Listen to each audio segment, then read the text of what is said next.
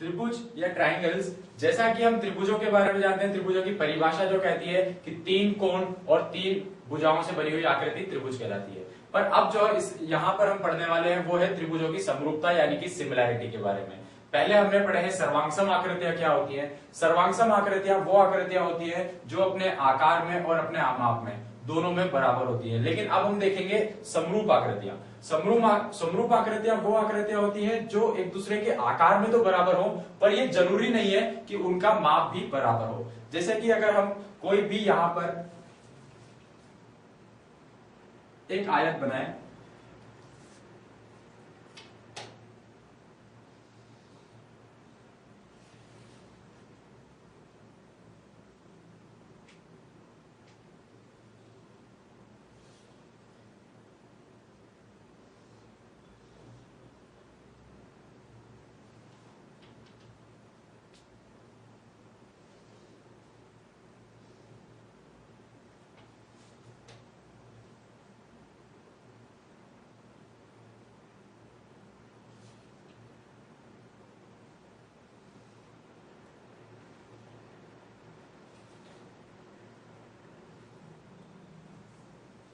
यहां पर हम देख रहे हैं ये 2 आयत है।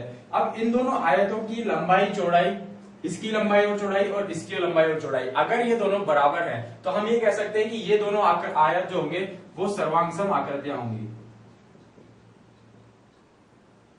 वो होंगी सर्वांगसम आकृतियां।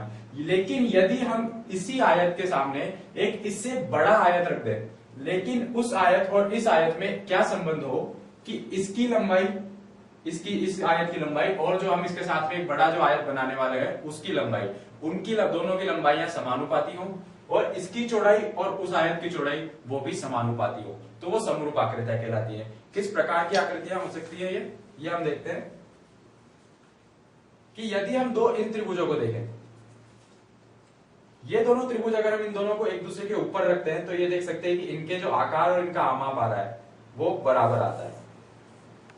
ये हमने देखा, एक ये त्रिभुज है, दोनों त्रिभुजों को अगर हम एक दूसरे के ऊपर रखते हैं तो इससे हमें देखने से ये मिलता है कि ये दोनों त्रिभुज एक सर्वांगसम आकृतियां हैं। सर्वांगसम आकृतियां अर्थात इनके आकार और आमाप दोनों बराबर आ रहे हैं।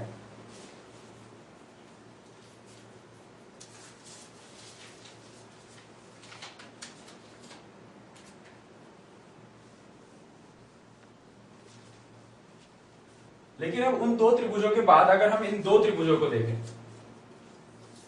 इन दोनों त्रिभुजों को देखें, अगर इनमें हम एक दूसरे के ऊपर रखते हैं तो हम देख सकते हैं ये एक छोटा त्रिभुज है, दूसरा इसके पीछे हम बड़ा त्रिभुज देख सकते हैं। इन दोनों त्रिभुजों में आकृति हमें देखें तो इनकी आकार जो है वो बिल्कुल समान है, यानी कि दोनों का आधार दिख रहा है हमें कि इधर आधार बड़ा है या इधर की जो भुजा है वो बाकी की भुजा, इस सामने वाली भुजा से थोड़ी बड़ी है, यानी आकार हमें समान दिखाई दे रहा है। परंतु इसमें देख सकते हैं कि आमाप के हिसाब से अगर हम देखें तो एक त्रिभुज बहुत बड़ा और एक त्रिभुज बहुत छोटा है, तो यह आकृतियां होती है सर्वांगसम आकृतियां। तो जो पहले हमने 2 त्रिभुज देखे वो दोनों त्रिभुज थी सर्वांगसम आकृतियां और फिर हमने जो देखी वो थी समरूप आकृतियां। इसी प्रकार से अगर हम व्रत के बारे में बात करें तो कोई 2 व्रत, ऐसे व्रत जिन व्रतों की त्रिज्या समान हो, यानी अगर उन दोनों व्रतों की त्रिज्या समान होगी तो वो बिल्कुल आकार और आमाप दोनों में समान होंगे, वो सर्वांगसम कहलाएंगे। लेकिन यदि कोई 2 व्रत इस प्रकार से हों जिन दोनों व्रतों में त्रिज्या में बहुत अंतर हो, एक ये व्रत देखें और एक दूसरा व्रत हम देखते हैं, इन दोनों व्रतों की त्रिज्याओं में अंतर है, ये इसकी त्रिज्या कम और इस दूसरे बड़े व्रत की त्रिज्या ज्यादा है। तो जब इन त्रिज्याओं में अंतर आ रहा है लेकिन जो इनका आकार है, आकार यानी कि दोनों है तो व्रत ही, इस कारण से ये कहलाती है समरूप आकृतियां यानी कि सिमिलर आकृतियां।